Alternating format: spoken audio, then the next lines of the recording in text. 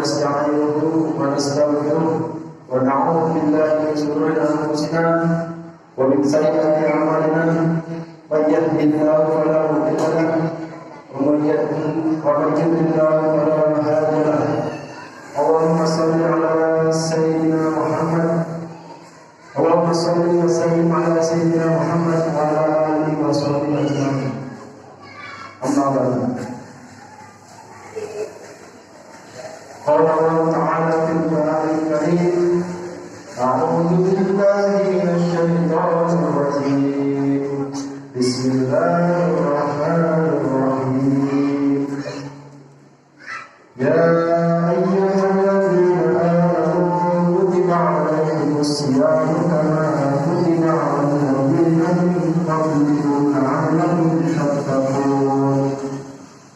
وقال أيضا: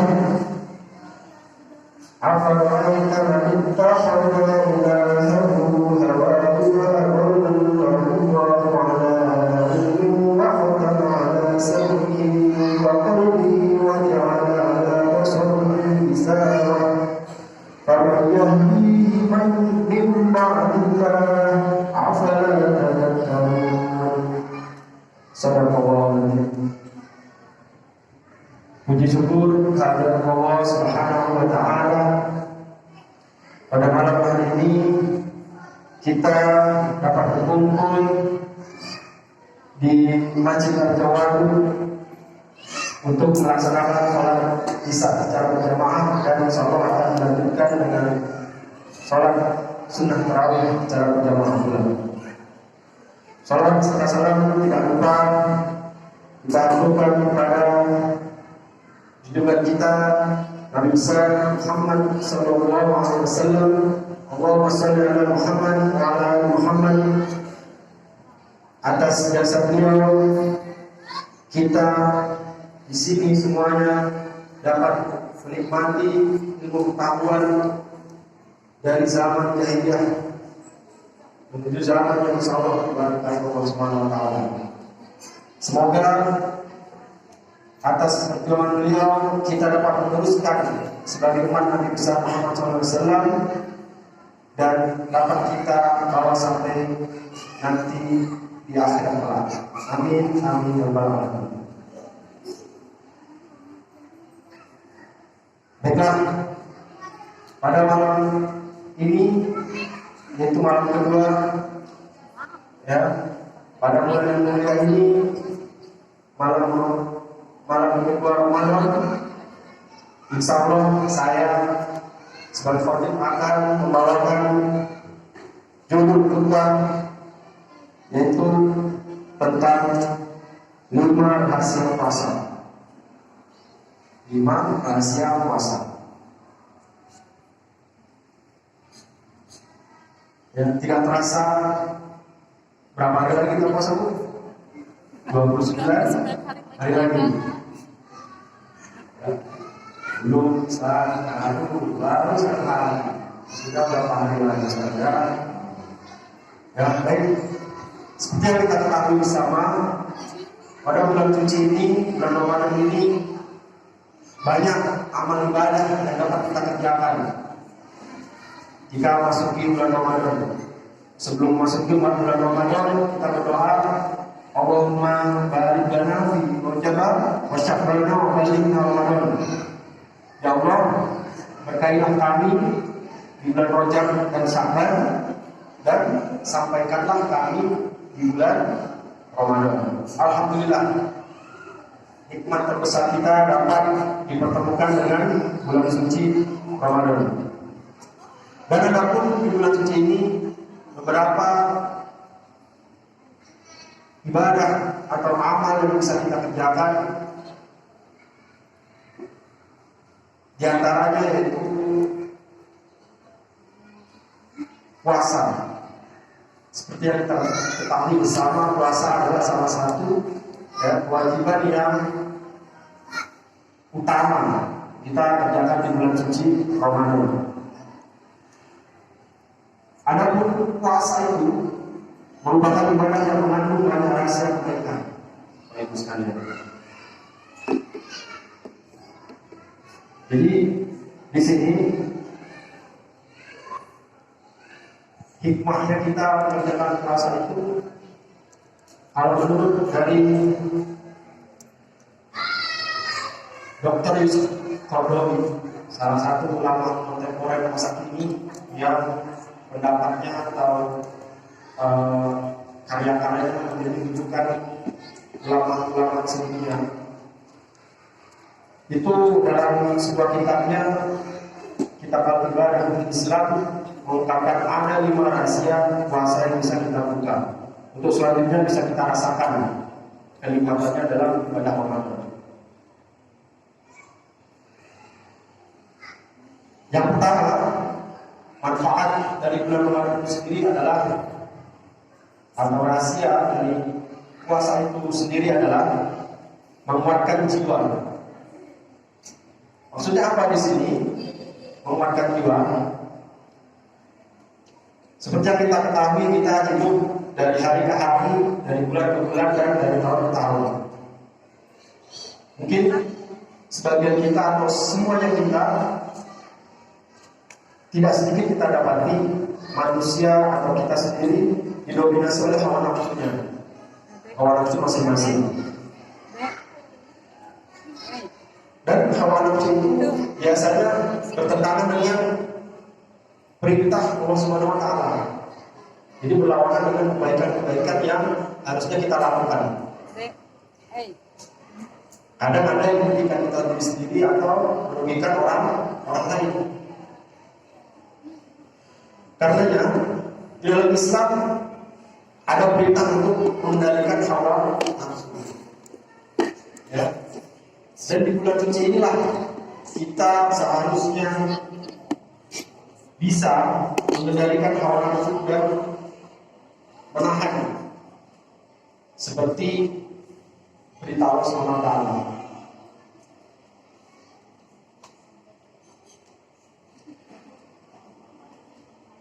Dalam keseharian itu bagaimana? Ya, kalau sekarang mungkin kita lebih ke menahan untuk tidak menyantap semuanya hidangan ketika berbuka. Kalau ini kita rasanya ingin makan cola, minum bakwan, minum cola, minum ehobeng yang ada di pinggir jalan ketika membeli takjil. Tetapi bagaimana kenyataannya? Ketika kita sudah berbuka, tidak bisa kalau kita menerima atau masuk makanan-makanan itu dalam perut kita. Ternyata apa? Semuanya itu hanya lapar mata, bukan lapar sesungguhnya atau lapar perut. Nah, disinilah menurut Syekh Yusuf Qaradawi, kita sebagai umat Islam di bulan suci ini harus bisa menahan atau mengendalikan hawa nafsu. Bukan berarti hawa nafsu itu kita hilangkan. Ya, kita harus bisa mengendalikan hawa nafsu. Sebagaimana tadi saya bacakan suratnya, yaitu surat Al-Jasiyah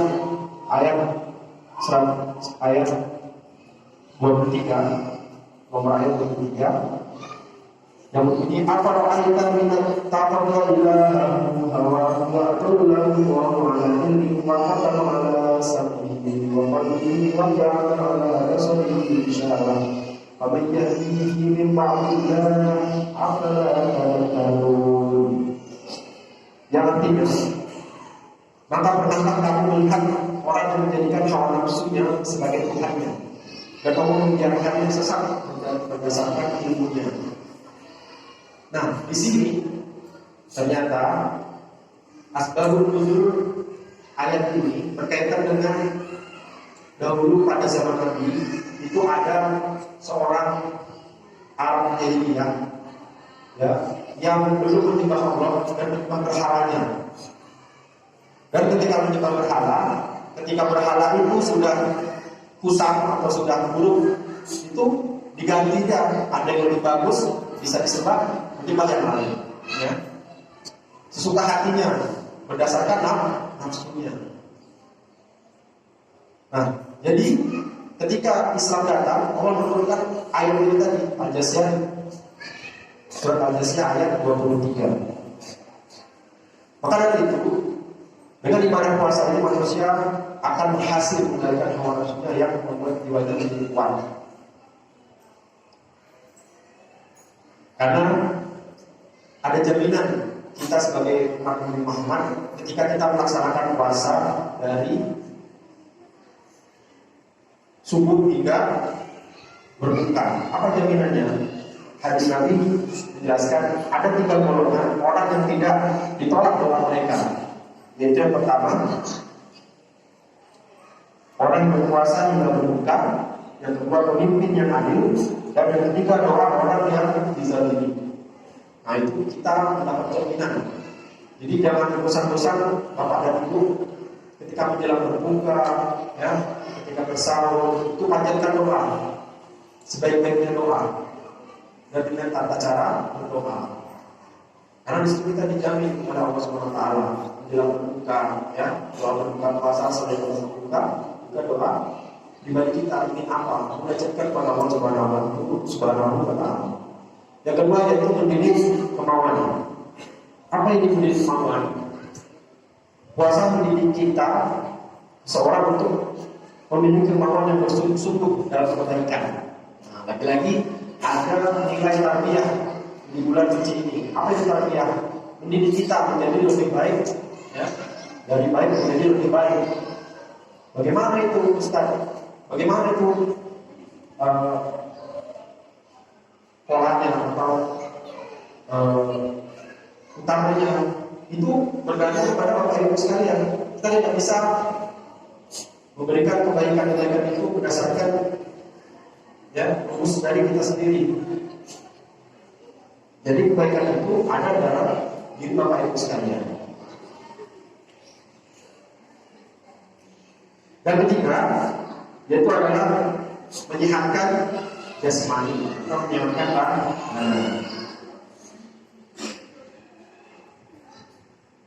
Nah, di sini saya tertarik dengan suatu gaya diet Rasulullah SAW.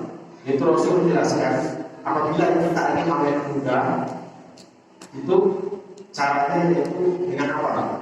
Rasul pernah berkata begini, istilah tubuh kita menjadi 3 bagian atau lambung kita, yaitu sepertiga untuk makanan, sepertiga untuk minuman, dan sepertiga lagi untuk udara. Maksudnya apa? Kita diwajibkan atau disuruh Nabi untuk makan sebelum kenyang. Ya. Jadi jangan makan setelah kenyang. Kenyang dulu baru berhenti. Karena berhenti makan sebelum kenyang. Ya. Nah, itu berkaitan langsung. Jadi ternyata Nabi berkata berapa abad yang lalu dan dibuktikan dengan dokter-dokter yang bisa membuat percobaan atau penelitian sekarang ini, yaitu diet anti-aging bahasanya, kalau bahasa kerennya.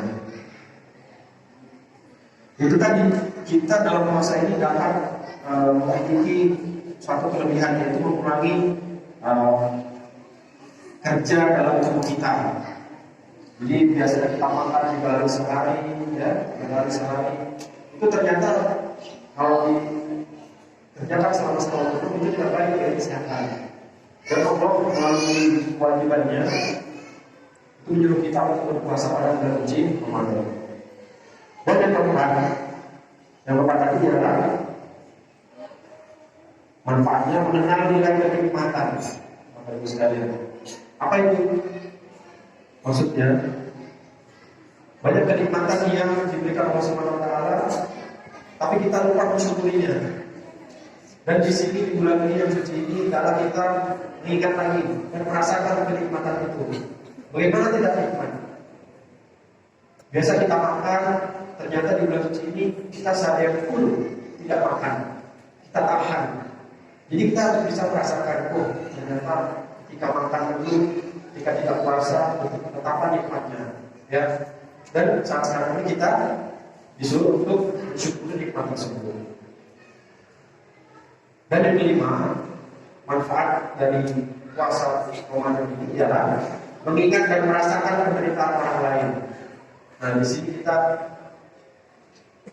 mungkin bisa belajar dari saudara-saudara kita yang belum beruntung, ya, belum bisa makan 3 kali sehari, atau mungkin masih kekurangan dalam hal penyediaan kebutuhan sehari-hari. Di sini kita diharapkan bisa merasakan penderitaan yang dialami oleh saudara-saudara kita, baik itu di tempat kita sendiri ataupun di negara lain. Bapak Ibu sekalian, karena itu di akhir dari Ramadan ini kita sebagai umat muslim diharapkan juga bisa merasakan penderitaan saudara kita dengan cara meringankan beban. Itu dengan cara membayar zakat yang kita kenal dengan zakat fitrah. Zakat fitrah itu sendiri sebenarnya mensucikan diri kita. Bagaimana kita mensucikan? Ya, harta kita yang selama ini kita makan, kita keluarkan 2,5% untuk saudara-saudara kita yang membutuhkan. Zakat fitrah ada 8 asma, ya, yang berhak untuk menerima. Dan itulah mungkin dari kelima tadi manfaat yang dapat kita ambil, Bapak Ibu sekalian. Jadi jangan bosan-bosan kita untuk melaksanakan ibadah puasa dari tahun ke tahun. Kadang kita mengeluh puasa lagi.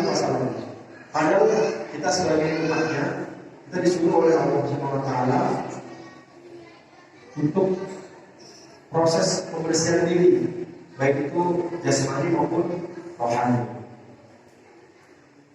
Mungkin itu saja dari saya selaku khotib pada malam hari ini.